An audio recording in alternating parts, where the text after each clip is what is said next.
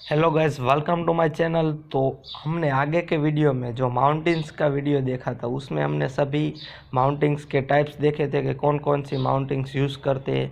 तो जो बॉयलर होता है उसमें माउंटिंग्स लगाना कंपलसरी होता है। माउंटिंग्स के बिना हम बॉयलर यूज़ नहीं कर सकते। जबकि एसेसरी एक ऐसी चीज़ है कि उसकी वजह से हम उसकी वजह से बॉयलर की हम जो उसकी एफिशिएंसी होती है, उसका ऑपरेशन का टाइप्स होता है, हमें जो आउटपुट मिलना चाहिए वो हम इंक्रीज़ कर सकते हैं। तो हम एसेसरी को इसलिए यूज़ करते हैं। तो इधर लिखा हुआ है this are auxiliary plant or part required for steam boiler for the proper operation and to increase the efficiency of boiler. तो बॉयलर की एफिशिएंसी इंक्रीज करने के लिए हम एसेसरीज यूज़ करते हैं। अगर हम एसेसरीज का यूज़ ना करें फिर भी हम बॉयलर यूज़ कर सकते हैं। जबकि माउंटिंग्स का अगर बिना माउंटिंग्स के हम बॉयलर नहीं चला सकते। तो basically this 6 or 7 types are here for boiler accessory: feed pump, injector, economizer, air preheater, superheater, steam separator और steam strap। तो ये हमारे कई एसेसरीज के नाम है। हमने देखा वन बाय वन हम देखते हैं कि फीड पंप। तो फीड पंप क्या होता है, तो हमने माउंटिंग्स में भी देखा था कि feed pump is the pump which use to deliver feed water to boiler. तो जो हमारा वाटर होता है वो हम बॉयलर में सप्लाई करने के लिए फीड पंप का यूज़ करते हैं। Double feed pump is commonly employ for medium size boiler. तो जो हमारी मीडियम साइज बॉयलर होती है वहाँ हम ये यूज़ करते हैं। तो अभी हम देखें कि टाइप्स ऑफ फीड पंप। तो फीड पंप कौन कौन से टाइप्स के होते हैं। तो there are 3 types of feed pumps mainly. Reciprocating pump, जिसको हम सिंप्लेक्स, डुप्लेक्स और ट्रिप्लेक्स से डिवाइड करते हैं। फिर हमारा है रोटरी पंप और सेंट्रीफ्यूगल पंप्स। तो ये फीड पंप्स का क्लासिफिकेशन हो गया है। तो अगर उसमें हम देखें कि रेसिप्रोकेटिंग डुप्लेक्स पंप क्या होता है, तो हमारा जो बीच में जो होता है वहाँ हमारा ड्राइव यानी कि जो वाल्व ओपन और क्लोज होता है वहाँ वो स्ट्रोक होता है, और दो साइड जैसे हमारा पिस्टन सिलेंडर का मैकेनिज्म होता है वैसे ही दोनों साइड के हमारे वाल्व होते हैं। तो वाल्व क्लोज और ओपन होते हैं। Valve open on forward stroke, valve open on backward stroke. तो वैसे ही valve open on forward stroke और valve open on backward stroke. तो दोनों side duplex pump is very common steam driver reciprocating pump. It consists of 2 steam cylinder placed side by side. There are 2 steam ports for each of the cylinder। तो हमारा जो दोनों side से हमारा reciprocating pump की तरह work करता है। दोनों साइड से हमारे पोर्ट दिए गए हैं जहाँ हमारा इनलेट और आउटलेट सप्लाई होता है, स्टीम का सप्लाई होता है। तो हमारा सेकंड आता है एसेसरीज इंजेक्टर। तो इंजेक्टर क्या करता है, injector is the use to feed water in the boiler. तो जो हमारा वाटर होता है, जो फीड वाटर, हमने पहले क्या किया, जो वाटर हमारा होता है वह फीड पंप की मदद से बॉयलर में एंटर करते हैं। तो जो हमारा फीड वाटर होता है उसको हम बॉयलर में इंजेक्ट करने के लिए हमारा इंजेक्टर होता है। It is commonly employ for vertical boiler and does not find its application in large capacity high pressure boiler. It also use more space, is not available for the installation for feed pump. यानी कि जो हमारा जो vertical types के boiler होते हैं वहाँ ये यूज़ होता है, और कुछ कुछ जगह ही इसकी एप्लीकेशन है, बहुत ज़्यादा ये हम यूज़ नहीं कर सकते। अगर हाई प्रेशर कैपेसिटी वाला बॉयलर है तो वहाँ हम इसका यूज़ नहीं कर सकते, और इसमें स्पेस भी ज़्यादा अवेलेबल होनी चाहिए, जिसकी वजह से it also use more space, is not available for installation for feed pump. तो उसको हम इंस्टॉलेशन नहीं कर सकते, इसलिए हम इंजेक्टर को भी कहीं कहीं यूज़ करते हैं जहाँ सिंपल वर्टिकल बॉयलर में। It consist of spindle, steam cone, combined cone, delivery cone and handle.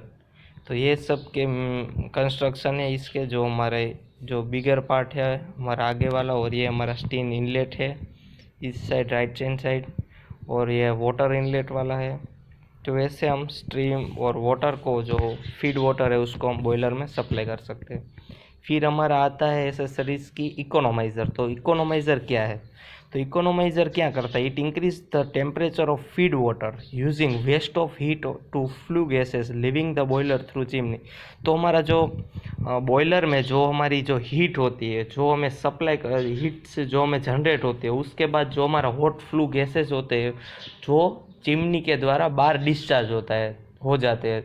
तो जो चिमनी से बाहर निकलते उसके पहले, यानी कि चिमनी से पहले और जो हमारा डोम होता है, जो हमारा हेमिस्फेरिकल स्ट्रक्चर होता है जहाँ से हम स्टीम स्टोर करते हैं, उसके बाद तो उन दोनों के बीच में हम इकोनोमाइज़र को यूज़ करते हैं। वो उसका यूज़ क्या करते हैं कि हम जो हमारा फीड वाटर है उसको हम उसकी टेम्परेचर इंक्रीज़ करते हैं, यानी कि उसको हीट कर देते हैं। तो जिसकी वजह से हमें जो बॉयलर में हीट करना, जो हमारी स्टीम होती है उसको हीट, वाटर को हीट करने का जो एनर्जी ज़्यादा यूज़ होती है, उसकी बजाय हम हीटिंग वाटर ही हम सप्लाई करते हैं, यानी कि जो हमारा फीड वाटर है उसको ही हम उसका टेम्परेचर बढ़ा के हम सप्लाई करते हैं। तो वो हमें एक तरह से हेल्प कर देता है स्टीम को सेव करने के लिए, इसलिए उसको एक एसेसरीज में डाला गया है जिसको हम इकोनोमाइज़र बोलते हैं। इसमें कई मल्टीपल ट्यूब्स होती है, उसका हम फिगर भी देखेंगे, उसके इधर फिगर भी आप देख सकते हो और हम बॉयलर में भी देखेंगे।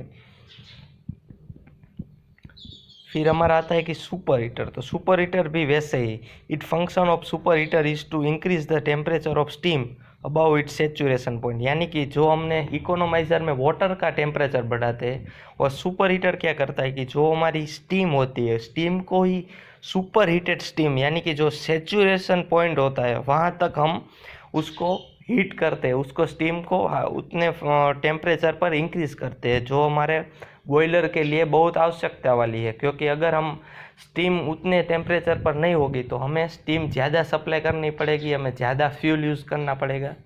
तो उसकी वजह से हम डायरेक्ट ही हम सुपर हीटर की मदद से वेस्टेज जो स्टीम होती है उसको हम उसका उपयोग करके हम जो हमारी स्टीम इनलेट है उसको हम टेम्परेचर इंक्रीज़ कर सकते हैं।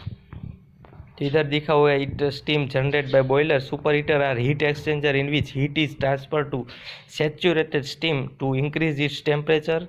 It has following advantage: steam consumption of engine or turbine is reduced, losses due to condensation and cylinder and the steam pipe are reduced, erosion of the turbine blade is eliminated, efficiency of steam plant is increased। यानी कि जो fuel consumption है, जो condensation होता है वो सब reduce हो जाता है, और जो इंजन की जो एफिशिएंसी हो प्लांट की वो भी इंक्रीज होती है। फिर स्टीम सेपरेटर। तो स्टीम सेपरेटर क्या है?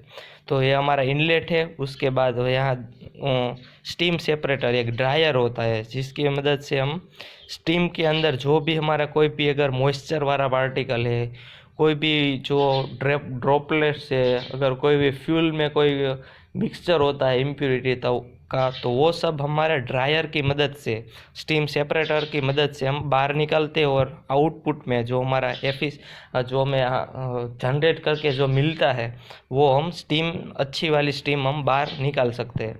तो उसकी वजह से हमारे बॉयलर की एफिशिएंसी भी इंक्रीज होती है। Steam separator sometimes refer to as a moisture separator, it is a device for separating water droplets from steam. The simplest type of steam separator is steam dome on steam locomotive, stationary boiler and nuclear reactor may have a more complex device which impart a spin to the steam so that water droplets are thrown outward by centrifugal force. यानी कि जो हमारा steam के अंदर जो moisture वाला part होता है, वाटर का वाला पार्ट होता है, उसको हम ड्रायर की यानी कि स्टीम सेपरेटर की मदद से हम उसको घुमाते हैं, तो सेंट्रीफ्यूगल फोर्स की वजह से हमें यहाँ जो लिखा हुआ है कि true drain via steam strip, तो वहाँ से जो बेफल होता है, डिफ्लेक्टर होता है, वो हम बाहर निकाल सकते हैं, जिसकी वजह से हमें आउटपुट में अच्छी वाली स्टीम बाहर निकलती है।